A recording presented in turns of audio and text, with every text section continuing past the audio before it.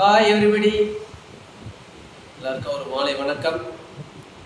இந்த வருடம் துவங்கி 10 மாதங்களை நாம் கடந்துட்டோம். இன்னும் சில மணித்துளிகளில் நம்ம 11ஆம் மாதத்தில் காலை வைத்து வைக்க போகிறோம். இந்த 10 மாதமும் நம்ம கடந்து வந்தது நம்முடைய பலனோ, நம்முடைய பணமோ, நம்முடைய வசதியோ, உற்றார உறவினரோ, சொந்த பந்தங்களோ கிடையாது. கர்த்தருடைய கிருபை தான், காட் கிரேஸ். அந்த கிருபையினால தான் இந்த 10 மாதம் நம்ம கடந்து வந்துருக்கிறோம். நம்ம கூட பிறந்தவங்க, வளர்ந்தவங்க, பழகுனவங்க, பார்த்தவங்க எத்தனையோ பேர் இந்த நாளை பார்க்க முடியாமல் போயிட்டாங்க. ஆனால் நாம் 10 மாதத்தை பார்த்து நாளைக்கு காலையில் 11ஆம் மாதத்தில் நுழைய போகிற அந்த பெரிய பாக்கியத்தை கொடுத்தது கர்த்தருடைய கிருபை தான். இந்த கிருபையிலனா நம்ம இல்லை.